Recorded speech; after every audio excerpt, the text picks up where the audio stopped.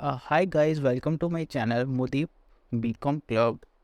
आज हम इस वीडियो में फाइनेंस फॉर एवरीवन का लेसन नंबर 1 जो कि इंट्रोडक्शन टू फाइनेंशियल लिटरेसी है वो हम डिस्कस करेंगे। ये एसओएल में BCom honours, BA honours eco, BA honours pol science, BA honours English के सेमेस्टर 1 में आता है। तो इस जो चैप्टर में हम लोग टॉपिक कवर करेंगे वो है financial literacy, importance of financial literacy, scope of financial literacy, perquisite of financial literacy, level of education and numerical and communication ability, skills important for the financial literacy, advice for educating students in financial literacy और the 5C approach. तो आइए start करते हैं। First है financial literacy. तो financial literacy से आप लोग क्या समझते हो? अगर एक नॉर्मल लैंग्वेज में देखा जाए फाइनेंशियल की मतलब फाइनेंशियल लिटरेसी मतलब होगा कि फाइनेंशियल की आपको नॉलेज होनी चाहिए, बेसिकली ये। आइए इसको समझते हैं, डेफिनेशन क्या कहती है। इसका मतलब है कि financial awareness, knowledge, skills, attitude और बिहेवियर, इन सबको जब कंबाइन कर देते हैं तो जिससे हम कोई फाइनेंशियल डिसीजन ले सके और कोई अभी इंडिविजुअल गोल अचीव कर सके, इसको फाइनेंशियल लिटरेसी कहा गया है। Okay, next. Okay, what is financial education? अब फाइनेंशियल एजुकेशन क्या होती है? फाइनेंशियल एजुकेशन एक तरह से जब हम फाइनेंशियल लिटरेट हो जाते हैं तो हम उस में अपनी थोड़ी जो अपनी एजुकेशन को इम्प्रूव करते हैं, नॉलेज को इम्प्रूव करते हैं, उसको फाइनेंशियल एजुकेशन कहा गया है बेसिकली। तो the process by which financial consumer और investor improve their understanding of financial product, यानी कि वो अपनी अंडरस्टैंडिंग बढ़ाते हैं फाइनेंशियल प्रोडक्ट की, the financial product and concept and risk through the information, instruction और objective advice develop the skills। तो बेसिकली फाइनेंशियल प्रोडक्ट क्या होते हैं? फाइनेंशियल प्रोडक्ट होते हैं RD, FD, credit card, shares, loans, bond etcetera. Basically ये क्या होते हैं? ये इन्वेस्टमेंट के तरीके होते हैं, इनको फाइनेंशियल प्रोडक्ट कहा जाता है। आइए नेक्स्ट, अब हम जानते हैं फाइनेंशियल एजुकेशन एक्वायर फ्रॉम। तो फाइनेंशियल एजुकेशन कैसे एक्वायर कर सकते हैं? पहला है certificate courses, short term courses लेके। इसमें क्या हो गया? एक तो हो गया इन्वेस्टमेंट का, एक फाइनेंशियल मैनेजमेंट का कोर्स और एक बजटिंग, ये एग्जांपल्स हैं। तो ये कोर्सेज ले सकते हो आप, तो जिससे आपको फाइनेंशियल एजुकेशन मिल जाए। सेकंड तरीका क्या है? वर्क करके। वर्क कैसे करेंगे? आप एज अ इंटर्न कर सकते हो किसी फाइनेंशियल फर्म में। बहुत सारे प्रोफेशनल सीएस फर्म होती हैं, आप यहाँ पे एज अ इंटर्न काम कर सकते हो और वहाँ से आप नॉलेज ले सकते हो। Second, various platform. अब कौन कौन से प्लेटफॉर्म हैं? Like study blog, books, YouTube, seminar, speak with financial expert. तो इन तरीके से भी आप फाइनेंशियल एजुकेशन ले सकते हो। Next, components of financial literacy. अब फाइनेंशियल लिटरेसी के बेसिकली 3 कंपोनेंट है। फर्स्ट है financial knowledge. Financial knowledge basically क्या है कि फाइनेंस में जितने भी चीज़ें होती हैं उनके फंडामेंटल प्रिंसिपल जानना और उनकी कॉन्सेप्ट को समझना। जैसे कि हो गए सिंपल इंटरेस्ट का, हो गया कंपाउंड इंटरेस्ट, हो गया time value of money, inflation को समझना, diversification, division, risk return, interest paid on loans, इन सबको समझना, ये फाइनेंशियल नॉलेज कहलाता है। Financial behaviour. अब फाइनेंशियल बिहेवियर क्या होता है? फाइनेंशियल बिहेवियर बेसिकली ये होता है कि किसी भी इंसान का डे टू डे लाइफ में वो कैसे चीज़ें स्पेंड कर रहा है, कैसे सेविंग कर रहा है, तो उसका बिहेवियर उस तरीके से क्या है, उसको फाइनेंशियल बिहेवियर कहा जाता है। The study of how people manage their money on day to day basis, make a financial plan, spend, save and invest. Okay, next है एटीट्यूड। एटीट्यूड मतलब कि आपका एटीट्यूड क्या है टूवर्ड सेविंग। आप कैसे देखते हो, आप लॉन्ग टर्म कैसे प्लान बना रहे हो, आप आपके ऑब्जेक्टिव क्या है, सेविंग का ऑब्जेक्टिव क्या है, अगर आप कर भी रहे हो कि नहीं, आप सीरियस हो कि नहीं। तो ये बेसिकली एटीट्यूड, ये भी एक कॉम्पोनेंट है। तो studying people attitude toward the saving, how the handle money, plan for short term and long term financial objective.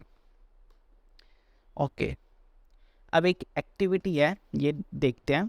एक मिस्टर रोहित है जो कि महीने के 50,000 रुपये कमा लेते हैं। अब उनके जो खर्चे हैं वो इस तरह के हैं। उनका जो घर का किराया जाता है 10,000, वो पढ़ते भी है साथ में, तो इसलिए उनकी 20,000 की नॉर्मली फ़ीस चली जाती है। प्लस खाने की भी उनको ज़रूरत पड़ती होगी ग्रोसरी आइटम के लिए, तो उसके लिए 10,000 जाते हैं। और कुछ एक लग्जरी आइटम पे वो 10,000 खर्च देते, जैसे कि कभी डिनर के लिए चले गए, दोस्तों के साथ पार्टी करने चले गए, या कुछ ले ली, कोई सामान ऐसा ले लिया ज़रूरत पड़ गई, तो उसके लिए 10,000 पे। तो he satisfies as an expenditure is equal to the income. तो उसकी जो खर्चे ऑलमोस्ट बराबर है इनकम के, तो यानी कि उसकी सेविंग बिल्कुल ज़ीरो है। On other hand he is not able to save the money for future contingency, तो वो अपने फ्यूचर के लिए कुछ भी सेव नहीं कर पा रहा। What is your opinion about the financial planning and literacy, and what your answer along with the reason. तो इसका ओपिनियन क्या होना चाहिए? ओके, तो हमारे हिसाब से इसका ओपिनियन होना चाहिए कि mister Rohit is a young and he is not aware of financial literacy. समझ आ गया?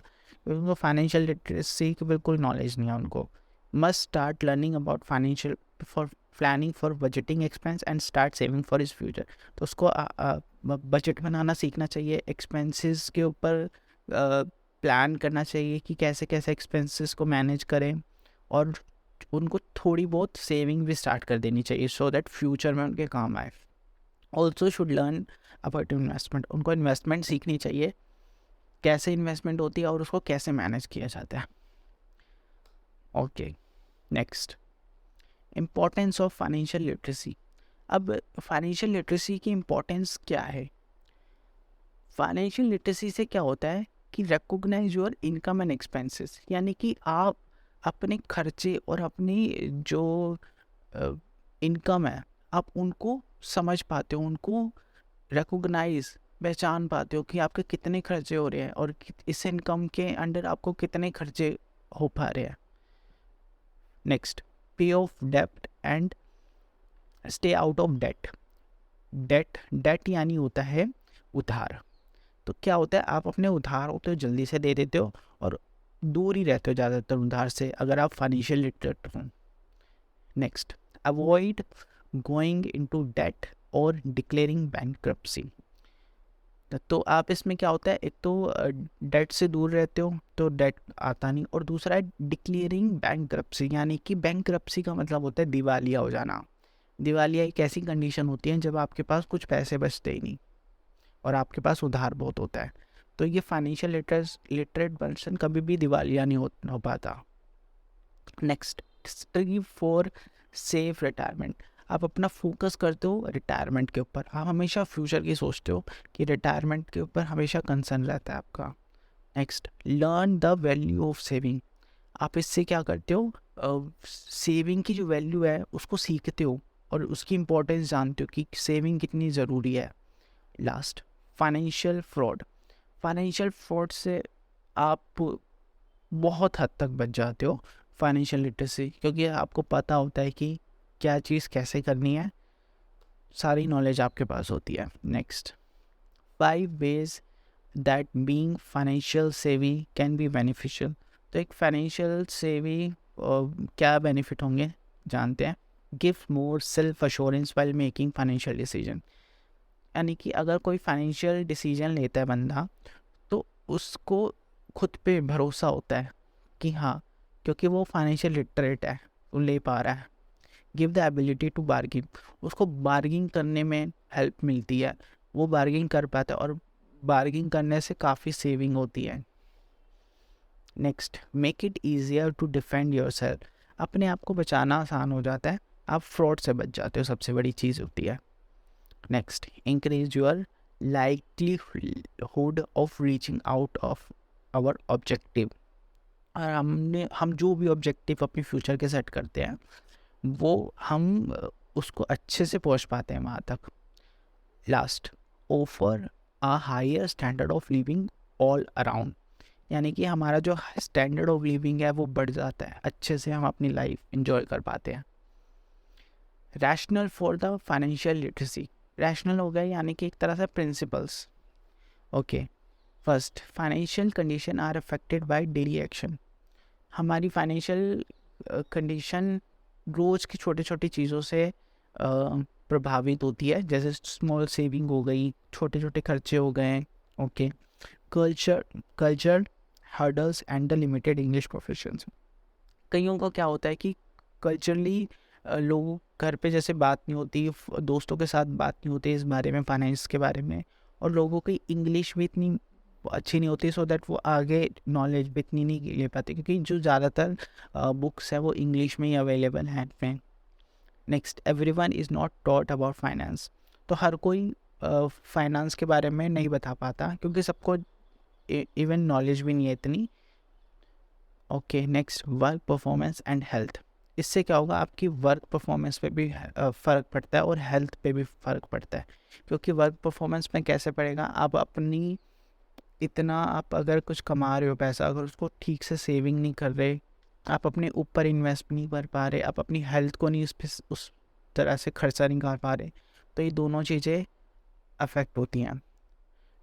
Consumer must make difficult financial choice. हमेशा जिस भी इंसान को फाइनेंशियल प्लानिंग करनी चाहिए, वो हमेशा उसको मुश्किल गोल्स रखने चाहिए, सो दैट लॉन्ग टर्म में वो अच्छे से अचीव कर पाए।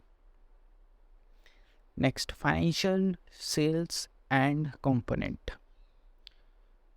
फर्स्ट हम पढ़ते हैं बजटिंग। बजटिंग से आप क्या समझते हो? बजटिंग एक अगर देखा जाए तो बजटिंग क्या हो गया, एक एस्टीमेट है कि हम कितना पैसा खर्च करेंगे और हम कितना पैसा कमा लेते हैं एक टाइम पे, और एक जैसे मान लो महीने का हो गया, हफ्ते का हो गया, दिन का हो गया या साल का हो गया। तो एक एक दे रखा है, जैसे इसमें इनकम है 50,000 की, तो उसने बजट बनाया अपना खर्चे के लिए 30,000 पे, और बाकी जो हो गई सेविंग हो गई 20,000 की। Okay, next, date. डेट मैंने बताया था, डेट का मतलब होता है उधार। तो उधार आप सब समझते हो उधार क्या होता है, एक एग्जांपल से समझा रखा है उधार। एक बंदा है, इसने बैंक से उधार लिया, ठीक है, और बैंक को ये क्या कर रहा है, थोड़ा थोड़ा पैसा वापस दे जा रहा है, और प्लस इंटरेस्ट भी बैंक को वापस कर रहा है। तो ये एक साइकिल बन गई। ओके, अब उधार भी क्या होते हैं, कुछ अच्छे भी उधार होते हैं, कुछ बुरे भी उधार होते हैं। तो गुड डेप्ट, उनको गुड डेप्ट कहते हैं अच्छे उधार को। तो क्या होगा, that debt that has potential to increase your net worth. मतलब उधार से आप अपनी नेटवर्थ भी बढ़ा सकते हो। यानी कि अगर आप पैसा ले रहे हो, अगर उसको अच्छे काम में यूज़ कर रहे हो, तो वही आपको रातों रात आपको मतलब आपकी फाइनेंशियल कंडीशन को अच्छा कर सकता है। और वही पैसा, उधार का पैसा, अगर आप गलत तरीके से इस्तेमाल कर रहे हो, यानी कि बेकार चीज़ों में वेस्ट कर रहे हो, तो वही आपको बर्बाद भी कर सकता है उधार। तो जैसे car loan, mortgage, small business loan, student loan, ये सारे हो गए। तो ये वाले उधार तो हमने अपने ऊपर इन्वेस्ट करने के लिए लेते हैं। और बैड डेप्ट मतलब क्या हो गया, जैसे क्रेडिट कार्ड डेप्ट हो गया, पे डेट लोन हो गया। क्रेडिट कार्ड की आदत डाल लेना, हर चीज़ पे क्रेडिट कार्ड के ऊपर डिपेंड हो जाना, तो ये हो गया बैड डेप्ट। Next, savings. अब सेविंग्स क्या होता है? सेविंग्स आसान भाषा में बोला जाए तो बचत। जो भी हमारी कुल आय होती है, इनकम होती है, उसका जो हम कुछ पोर्शन सेव कर लेते हैं फ्यूचर के लिए, उसको सेविंग कहते हैं। तो इनकम के दो पार्ट हो गए, उसमें से हमने क्या करा, कुछ तो खर्च कर दिया और कुछ हमने बचा लिया। इन्वेस्टिंग। अब इन्वेस्टिंग क्या होती है? इन्वेस्टिंग यानी कि किसी चीज़ में पैसा इन्वेस्ट कर देना, कुछ भी चीज़ इन्वेस्ट कर देना। Put saving money into FD, RD, share, property और gold etcetera with the expectation to achieve profit. यानी कि हमारा मकसद क्या होता है कि हम कुछ ना कुछ प्रॉफिट कमा पाए। जो भी हम अपनी इनकम का कुछ पार्ट इन्वेस्ट करते हैं, जैसे हमने बताया था इनकम के दो पार्ट, एक सेविंग और एक्सपेंस, और उस सेविंग का कुछ पार्ट हमने इन्वेस्ट कर दिया, ठीक है। वो आप इन्वेस्ट किसी में भी कर सकते हो, एफडी में भी कर सकते हो, आरडी में भी कर सकते हो, शेयर्स में भी कर सकते हो, प्रॉपर्टी में भी कर सकते हो, गोल्ड में भी कर सकते हो। Next, deposited funds. अब डिपॉजिटेड से आप क्या समझते हो? डिपॉजिट यानी कुछ जमा करवा देना। तो कहीं भी आपने डिपॉजिट करवाया वो हो गया डिपॉजिटेड। तो जिस जहाँ जमा करवाया तो उसको फंड क्या दिया? Deposited fund. Put money in to financial institute like bank, post office in the form of saving account, FD, RD. Correct. तो बैंक में आप जो भी पैसा जमा करा रहे हो उसको हम डिपॉजिट कहते हैं। चाहे अगर आप सेविंग में तो वो भी डिपॉजिट है, चाहे एफडी करवा रहे हो तो भी, और आरडी करवा रहे हो तो भी। Next, taxation. अब टैक्सेशन क्या होता है? टैक्सेशन क्या होता है? एक तरह से हो गया कर हो गया कि जो भी गवर्नमेंट लेती है हमसे, सो दैट गवर्नमेंट वो उस पैसे से डेवलपमेंट कर पाए, उसको टैक्सेशन कहते हैं। Next, financial management for individual. एक इंडिविजुअल के लिए फाइनेंशियल मैनेजमेंट क्या होता है? It means a gaining a understanding of financial situation, यानी कि अपनी फाइनेंशियल सिचुएशन को समझना, so that in order to manage your investment, so that आप अपनी इन्वेस्टमेंट को मैनेज कर सको, इन प्लानिंग फॉर फ्यूचर के लिए प्लान कर सको एक इंडिविजुअल के लिए। तो ये हो गया financial management of an individual. Next, skill for financial literacy. अब फाइनेंशियल लिटरेसी के लिए स्किल, कौन कौन से स्किल्स की ज़रूरत पड़ती है? फर्स्ट है क्रिटिकल एनालिसिस। आपको क्रिटिकल एनालिसिस मतलब एनालिसिस करना चाहिए। फॉर एग्जांपल हो गया रिस्क, आपको रिस्क मैनेजमेंट करना आना चाहिए। हर चीज़ में रिस्क होता है, इन्वेस्टमेंट में रिस्क होता है, तो वो आपको एनालाइज करना आना चाहिए कि कितना रिस्क लेना है मुझे। रिजॉल्विंग इशू, आपको कोई भी प्रॉब्लम सॉल्व करनी आनी चाहिए। आपको डिसीजन लेना आना चाहिए कि हर प्रॉब्लम में क्या डिसीजन लेना है। इंटरेक्शन, आपको इंटरेक्ट करना ज़रूरी होना चाहिए। किसी से भी, आप फ्रेंड से स्टार्ट करो इंटरेक्शन करना, कलीग से स्टार्ट करो, प्रोफेशनल, इवन अपने घर में स्टार्ट करो इंटरेक्शन। तो ये एक एबिलिटी होनी चाहिए इंटरेक्शन की। Information processing and analysis. Information processing and analysis का मतलब होता है कि कोई भी इंफॉर्मेशन है वो हमेशा एक रिलायबल सोर्सेज से लेनी चाहिए, सो दैट हम उसको एनालाइज कर सकें और अच्छे से डिसीजन ले सकें। सेल्फ अवेयरनेस मतलब खुद को जागरूक बनाना चाहिए, टाइम टू टाइम चीज़ें पढ़ते रहना चाहिए। नेविगेशनल सिस्टम मतलब हो गया कि जैसे हर ट्रांजैक्शन का एक ना प्रॉपर नेविगेशन ट्रैक होते हैं, उससे जाती है।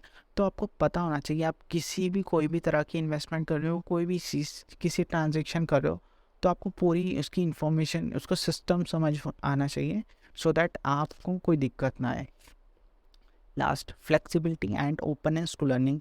हमेशा फ्लेक्सिबल रहो और हमेशा लर्निंग के लिए ओपन रहो। जहाँ से इंफॉर्मेशन मिले हम लोगों को एक्वायर कर लेनी चाहिए। नेक्स्ट, ये है 5C अप्रोच। एक अप्रोच बनाई गई थी 5C अप्रोच, जिससे फाइनेंशियल लिटरेसी स्प्रेड कर सकें अच्छी तरह। तो उसमें क्या क्या 5C अप्रोच में आएंगे? फर्स्ट है content, capacity, community and communication and collaboration. Content में आ गया academics material, writers book, newspaper, magazine. तो यहाँ से आप कंटेंट ले सकते हो। नेक्स्ट, कैपेसिटी यानी कि आपकी एबिलिटी लर्निंग की कितनी है, और हमेशा एक कोड ऑफ कंडक्ट होना चाहिए, सो दैट अच्छे से नॉलेज मिल सके। नेक्स्ट, कम्युनिटी का मतलब होता है कि किसी वहाँ पे ग्रुप ऑफ पीपल जहाँ सेम इंटरेस्ट हो। फॉर एग्ज़ाम्पल हम यहाँ पे कम्युनिटी बना सकते हैं कि जिनको नॉलेज चाहिए भी और जिनको नॉलेज देनी भी है। टीचर और स्टूडेंट की कम्युनिटी हो सकती है। नेक्स्ट, कम्युनिकेशन से भी हो सकती है फाइनेंशियल लिटरेसी। कैसे? जैसे कि पॉडकास्ट के थ्रू, सेमिनार, स्पीच के थ्रू यहाँ पे लोग शेयर कर सकते हैं। और लास्ट है कोलैबोरेशन, यानी कि गवर्नमेंट, एजुकेशन और इंस्टीट्यूट, इन सबको मिलके कोलैबोरेशन के थ्रू। अगर आपको ये वीडियो पसंद आई तो प्लीज़ लाइक, सब्सक्राइब और कमेंट करना मत भूलिएगा। आप कोई भी सजेशन नीचे कमेंट बॉक्स में दे सकते हैं। Thank you, have a nice day.